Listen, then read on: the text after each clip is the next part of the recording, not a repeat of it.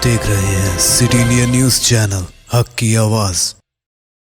اشرقت نفسي بنور من فؤادي حينما رددت يا رب العباد،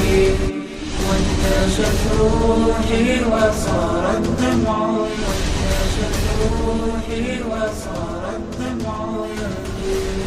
السلام علیکم ورحمۃ اللہ وبرکاتہ۔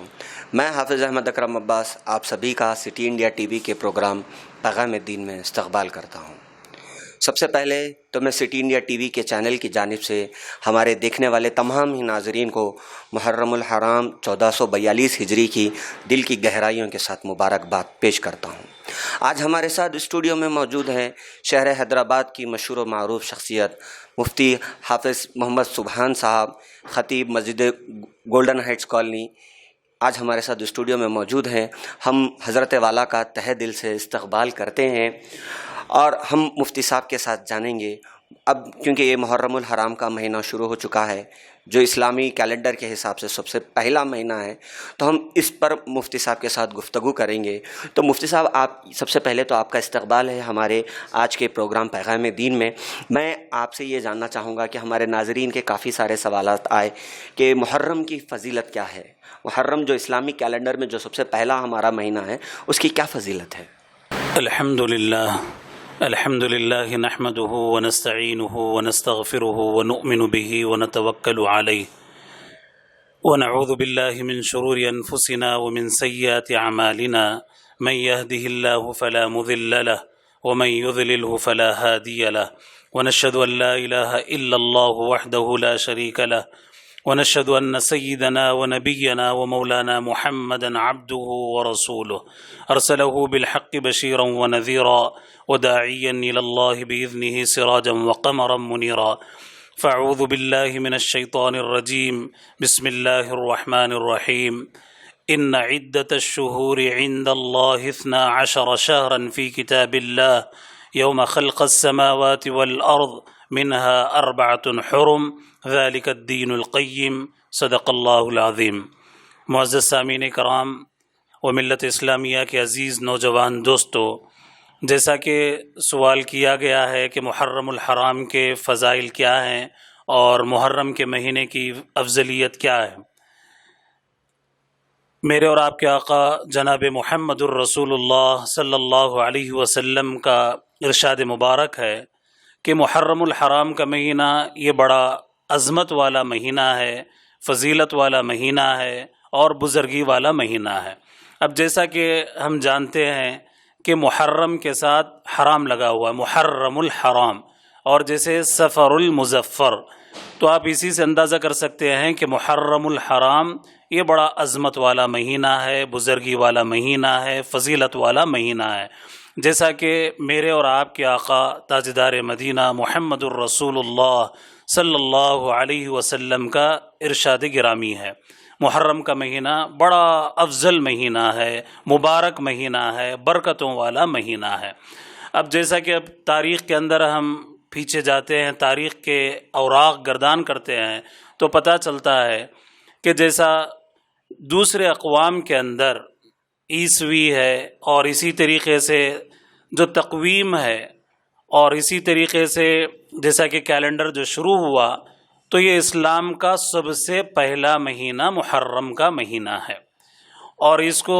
جیسا عیسوی کے اندر کئی مرتبہ رد و بدل ہوا ہے، تبدیل کیا گیا ہے، مگر الحمدللہ جو اسلامی مہینے ہیں یہ اللہ کی جانب سے متعین کیے گئے ہیں۔ جیسا کہ قرآن کریم کی جو آیت کریمہ سورہ توبہ آیت نمبر 36 میں نے آپ کے سامنے تلاوت کی ہے، اس کے اندر اللہ تعالیٰ نے صاف فرمایا ان عدت الشہور عند اللہ 12 شہرا، کہ یہ 12 مہینے ہیں جو کہ اللہ کی کتاب کے اندر لکھے جا چکے ہیں، 12 مہینے جو کہ متعین ہیں، اور الحمدللہ یہ 12 مہینے قمری اعتبار سے بالکل بہت ہی متعین ہیں، اور یہ ہجری جو ہے اللہ کے نبی صلی اللہ علیہ وسلم کی جو ہجرت سے ہے، یہاں سے ہم لوگوں کا یہ کیلنڈر شروع ہوتا ہے۔ اب انگریزوں کے پاس عیسوی جو ہے وہ کیلنڈر، اس کو جو ہے نا کیلنڈر کہتے ہیں، اور اسی طریقے سے ہندی میں جنتری ہے، اور سنسکرت میں اس کو پترا بھی کہتے ہیں، اور اردو کے اندر نظام الاوقات ہے، اور اسی طریقے سے عربی کے اندر تقویم کہتے ہیں۔ بغیر تفصیل میں جائے کہ مختصراً یہ ہے کہ محرم الحرام یہ سال کا پہلا مہینہ ہے، اور اس کی عظمت کے لیے یہی کافی ہے۔ میرے اور آپ کے آقا محمد الرسول اللہ صلی اللہ علیہ وسلم نے ارشاد فرمایا کہ یہ مہینہ بڑا برکت والا ہے، مبارک مہینہ ہے، عظمت والا مہینہ ہے۔ اور اس محرم الحرام کی تاریخ اگر ہم جانیں تو اس محرم الحرام کی 10 تاریخ کے اندر بڑے کارنامے اور بڑے اس کے اندر واقعات رونما ہوئے ہیں۔ جیسا کہ سب سے پہلے آدم علیہ السلام اس دنیا کے اندر جب آئے تو وہ 10 محرم الحرام تھا، اور بعض روایت کے اندر آتا ہے کہ جب توبہ قبول ہوئی تو 10 محرم کی تاریخ تھی، اور بعض روایتوں کے اندر آتا ہے کہ عیسیٰ علیہ السلام کو جب اوپر اٹھایا گیا آسمانوں کی طرف وہ بھی 10 محرم الحرام کی 10ویں تاریخ تھی، اور اسی طریقے سے حضرت موسیٰ علیہ السلام کو جب نجات ملی فرعون سے تو وہ بھی 10ویں تاریخ تھی، اور اسی طریقے سے حضرت ابراہیم علیہ السلام کو جب نمرود کی آگ میں ڈالا گیا اور آپ کو جب اس میں سے نجات ملی وہ بھی 10ویں تاریخ تھی۔ نوح علیہ السلام کا طوفان ہے، اور اس کے اندر بھی جب کمی واقع ہوئی یہ بھی محرم کی 10ویں تاریخ تھی۔ روایت سے پتہ چلتا ہے کہ بہت ساری ایسی روایتیں ہیں، بہت ساری ایسے واقعات رونما ہوئے محرم کی 10ویں تاریخ کے اندر، یہ تاریخ کے اندر موجود ہیں۔ اور اسی طریقے سے ایک روایت کے اندر یہ بھی ملتا ہے کہ محرم کی 10ویں تاریخ کو قیامت قائم ہوگی، جمعے کا دن ہوگا اور 10ویں تاریخ ہوگی۔ یہ رہے محرم کے مختصر سے اس کی تاریخ اور یہ روایات رہے۔ اچھا مفتی صاحب، ایک اور چیز یہ کہ میرا ایک اور سوال آپ سے یہ تھا کہ روزہ جو عشرے کا روزہ ہوتا ہے اس کی کیا فضیلت ہے؟ اب بعض لوگ یہ کرتے ہیں کہ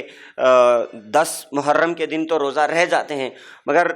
9، 10 یا پھر 10، 11 کو رہنا ہے، اللہ کے نبی کا جیسا فرمان ہے، مگر بعض وقت ہوتا ہے کہ ایک ہی روزہ ہوتا ہے اور دوسرے دن نیند نہیں بیدار ہوتی، تو ویسے لوگ کریں کیا؟ سب سے پہلے تو آپ 10 محرم کی فضیلت بتائیں، اور ساتھ ہی مجھے یہ بھی بتائیں کہ اگر کسی کا 11واں یا 9واں روزہ چھوٹتا ہے، صرف 10 رہتے ہیں، تو کیا وہ بعد کے ایام میں محرم کے اور ایک روزہ رکھ کر پورا کرے؟ اب جیسا کہ سوال کیا گیا ہے کہ محرم کے عاشورے کا روزہ اس کی کیا فضیلت ہے، میرے اور آپ کے آقا جناب محمد الرسول اللہ صلی اللہ علیہ وسلم کا ارشاد گرامی ہے کہ رمضان المبارک کے بعد اگر کوئی روزہ اگر ہے تو اچھے روزے ہیں تو وہ محرم الحرام کے روزے ہیں۔ اس سے بات معلوم ہوتی ہے کہ محرم کے مہینے کے اندر روزے رکھنا یہ بڑا ثواب کا کام ہے اور بڑا افضل عمل ہے۔ اللہ کے نبی صلی اللہ علیہ وسلم ارشاد فرماتے ہیں کہ اگر رمضان کے بعد، اگر رمضان کے روزوں کے علاوہ اگر کوئی روزہ ہے تو محرم کے مہینے میں جو روزے رکھیں گے وہ بڑے افضل روزے ہیں، سب سے افضل روزے ہیں۔ ایک روایت میں یہ بھی آتا ہے اور دوسری روایتوں کے اندر بھی آتا ہے۔ اب رہا مسئلہ یہ عاشورے کا روزہ، 10 محرم کے دن روزہ رکھنا کیا ہے؟ اب جیسا کہ روایتوں سے پتہ چلتا ہے کہ اللہ کے نبی صلی اللہ علیہ وسلم روزے فرض قرار ہونے سے پہلے بھی محرم کی 10ویں تاریخ کا روزہ رکھا کرتے تھے۔ روایتوں سے پتہ چلتا ہے کہ یہ بعض قوموں پر محرم کا جو 10ویں تاریخ کا روزہ ہے یہ بھی فرض قرار دیا گیا تھا، اور خود اللہ کے نبی صلی اللہ علیہ وسلم بھی رمضان سے پہلے جو روزے فرض نہیں ہوئے تھے اس سے پہلے محرم کے 10ویں تاریخ کا روزہ رکھا کرتے تھے۔ اب اس کے بعد جب اللہ کے نبی صلی اللہ علیہ وسلم جب مدینہ منورہ تشریف لے گئے، وہاں پر صحابہ کرام نے دیکھا کہ 10ویں تاریخ کو، محرم کی 10ویں تاریخ کو یہودی بھی روزہ رکھا کرتے تھے۔ تو اللہ کے نبی صلی اللہ علیہ وسلم کے پاس صحابہ کرام آئے اور عرض کرنے لگے کہ یا رسول اللہ، یہ یہودی بھی 10 محرم الحرام کا روزہ رکھتے ہیں۔ تو اس کے بعد اللہ کے نبی صلی اللہ علیہ وسلم ان یہودیوں سے سوال کیا کہ آپ لوگ یہ 10ویں تاریخ کا، محرم کی 10ویں تاریخ کا روزہ کیوں رکھتے ہیں؟ تو یہودیوں نے کہا کہ اللہ کے نبی صلی اللہ علیہ وسلم موسیٰ علیہ السلام کو نجات ملی تھی فرعون سے، اور اس کے شکرانے کے طور پر ہم لوگ یہ 10ویں تاریخ کا روزہ رکھتے ہیں، اور اس دن ہم لوگ بڑی خوشیاں مناتے ہیں، اور یہ عید کا دن مناتے ہیں، اور اس میں ہم لوگ روزہ بھی رکھتے ہیں۔ تو میرے اور آپ کے آقا تاجدار مدینہ محمد الرسول اللہ صلی اللہ علیہ وسلم نے ارشاد فرمایا کہ یہ تو میں بالکل ان کے قریب ہوں، نبی ہونے کے ناطے وہ میں بالکل قریب ہوں، تو ہم رمضان المبارک کے علاوہ محرم کی 10ویں تاریخ کا بھی روزہ رکھیں گے۔ اور پھر اس کے بعد یہ دوسرا سوال یہ ہے کہ خود اللہ کے نبی صلی اللہ علیہ وسلم نے ایک روایت میں ارشاد فرمایا کہ اس سال تو ہم 10 محرم الحرام کا روزہ تو رکھیں گے انشاءاللہ، اگلے سال اگر زندگی باقی رہی 9 اور 10 کو ملا کر رکھیں گے،